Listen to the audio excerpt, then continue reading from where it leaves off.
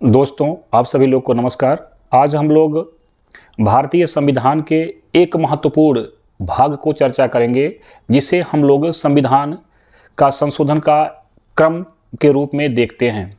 आप सभी लोग जानते हैं कि भारतीय संविधान में अभी तक 106वां संशोधन मतलब 106 हो चुका है और अलग अलग समय में जब हमारा देश आज़ाद हुआ और संविधान बन करके लागू हुआ, संविधान लागू होने के बाद ही 1951 में पहला संविधान संशोधन कर दिया गया था और अभी कुछ समय पहले 106वां संविधान संशोधन किया गया था, जो महिलाओं को आरक्षण को लेकर के लोकसभा और विधानसभा में किया गया है, उसको लेकर के किया गया है। इसी बात को लेकर के हम लोग 105वां संविधान संशोधन पे चर्चा करेंगे, लेकिन चर्चा करने से पहले हम लोग इसके थोड़ा सा पीछे जाएंगे और समझने का प्रयास करेंगे, तो समझ में आएगा कि 105वां संविधान संशोधन की पृष्ठभूमि कहाँ से दिखाई पड़ती है।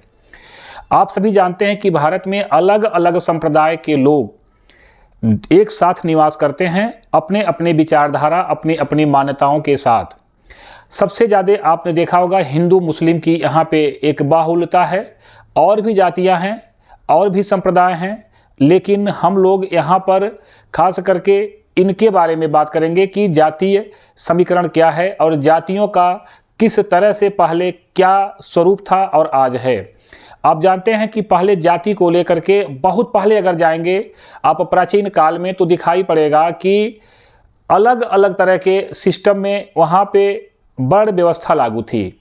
वर्ण व्यवस्था में जातियों का कार्य उसी के अनुसार डिसाइड था, उसी के अनुसार निश्चित था कि कौन सा कार्य कौन करेगा। और आज वह व्यवस्था धीरे धीरे कहीं न कहीं कमज़ोर पड़ रही है। कमज़ोर पड़ने का कारण है अत्यधिक शोषण करने का रास्ता। एक वर्ग अपने को स्वर्ग में धरती पर महसूस कर रहा है और एक वर्ग को धरती पे नरक के रूप में रखा गया।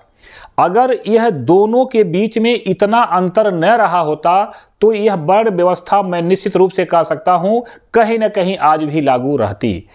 और दूसरा उसके पीछे जो सबसे बढ़िया कारण था वह था, जो इनमें परिवर्तन लाने का जो सबसे बड़ा की का काम किया वह था शिक्षा व्यवस्था।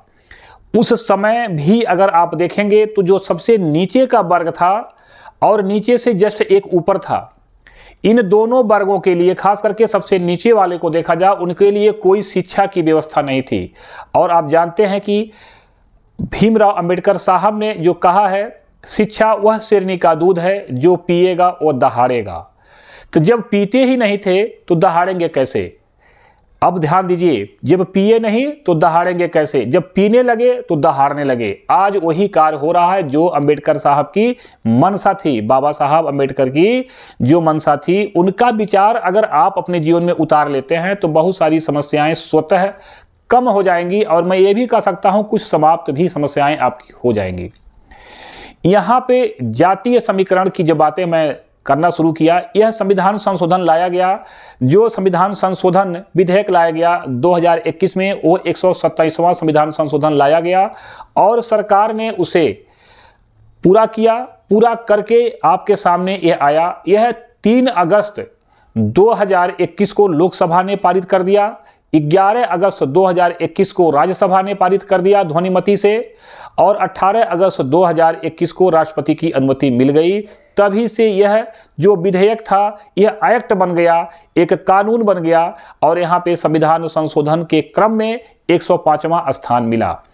इसी में जो कहा गया स्पष्ट रूप से संशोधन किया क्यों गया और कहां कहां संविधान के किस आर्टिकल में इसे दर्शाया गया, इस पे भी थोड़ा सा आप लोग ध्यान देंगे तो समझ में आएगा कि 105वां संविधान संशोधन का महत्व और आज उसकी जो प्रासंगिकता अलग अलग राज्यों में अलग अलग तरह की सरकारों के द्वारा दिखाई पड़ रहा, वह भी समझ में आएगा। 105वां संशोधन ने राज्यों और केंद्र शासित प्रांतों में सामाजिक और आर्थिक रूप से पिछड़े वर्गों, मतलब कहते हैं पिछड़े वर्गों मतलब ओबीसी की सूची बनाने के अधिकार को बहाल किया कि राज्य भी खुद जातीय जनगणना करके वह सूची बना सकती हैं कि किस राज्य में, चाहे वो केंद्र शासित हो जिसे कहते हैं यूटी यूनियन टेरिटोरी, जैसे कहते हैं केंद्र शासित प्रदेश, वर्तमान में आप जानते हैं 28+8 का समीकरण है, 28 राज्य और 8 केंद्र शासित प्रदेश हैं। इनमें भी सूची बनाने, किसकी सूची बनाना है? सामाजिक और शैक्षणिक रूप से जो लोग यहाँ पे पिछड़े हैं उनकी सूची बनाने की बात की गई। इसी अधिनियम के तहत, इसी अधिकार के तहत, इसी अधिनियम के द्वारा संविधान के अनुच्छेद 342 क में संशोधन तथा 338 ख में भी संशोधन किया गया और 366 में भी संशोधन किया गया। यहाँ 26 ग की 26C की बात जो आती है वह के आंशिक रूप से संशोधन किया गया। इन आर्टिकलों में किसमें? 342A, 338B और 366 के तहत जो 26 ग जोड़ा गया, यहाँ पे इनमें आंशिक रूप से परिवर्तन करके इसको जगह दिया गया।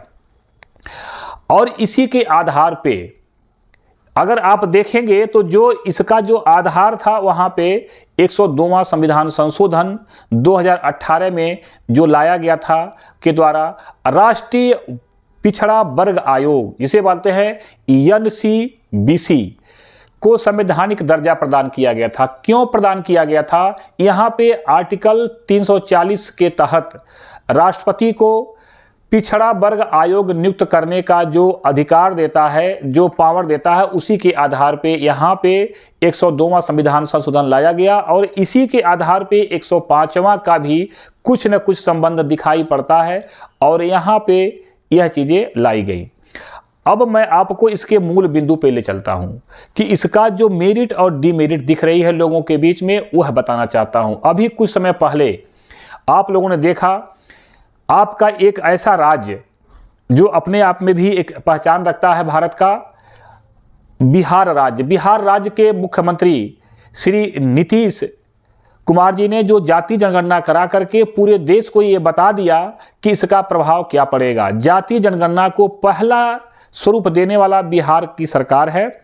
इसी बात को लेकर के अलग अलग राज्यों में अलग अलग व्यक्तियों के द्वारा या कहें अलग अलग समाज के द्वारा जाति जनगणना की बात की जा रही है और जिन लोगों को इस जातीय जनगणना से हानि पहुंच सकती है, जिन लोगों को लाभ पहुंच सकता है, यहाँ पे लाभ हानि का मतलब हमारा बताना ये नहीं है कि कौन कौन लोग हैं, क्योंकि किसी भी बदलाव से कुछ वर्ग तो कहीं ना कहीं प्रभावित तो होता ही है, लेकिन जब बदलाव लाया जाता है तो यह मान के लाया जाता है कि अधिकांशतः लोगों को लाभ होगा। अगर अधिकांशतः को नुकसान होगा तो कोई ऐसा बदलाव किया ही नहीं जाता है। यह आज तक का एक सिस्टम है, एक नियम भी है। तो यहाँ पर जो इस समय भी जो वर्ग अपने को स्वर्ग में धरती पर ही मानता है और जो वर्ग अपने को धरती पर नरक के रूप में अपना जीवन मानता है, उसके बीच जो अब खाइयां पटती हुई दिखा पड़ रही हैं कि राज्य जनगणना कराएगा और राज्यों के द्वारा यह पता चल जाएगा कि किस राज्य में किसकी संख्या क्या है। उसी के आधार पे जितना जिनकी संख्या होगी उतना उनका हिस्सा होगा, उतना उनका प्रतिभाग होगा। यह मांग उठेगी और कहीं न कहीं लोकतंत्र में यह चीज़ें ऊपर तक जाएंगी और प्रधान से लेकर के लोकसभा तक इसका प्रभाव दिखाई पड़ेगा। तो फिर कहीं न कहीं जो मलाई खाता हुआ वर्ग है या मलाई खाते हुए वर्ग के क्रम से नीचे तक का जो डिक्रीजिंग आर्डर है, वह इस चीज़ को कहाँ तक स्वीकार करेगा, यह बातें हैं। लेकिन आप देख रहे हैं कि भारतीय संविधान में वह अधिकार 105वें संविधान संशोधन 2021 के द्वारा मिल चुका है। किसको? राज्यों को। राज्य इस पे चाहे तो अमल उठा कर सकता है, लेकिन राज्य क्यों नहीं कर रहा है?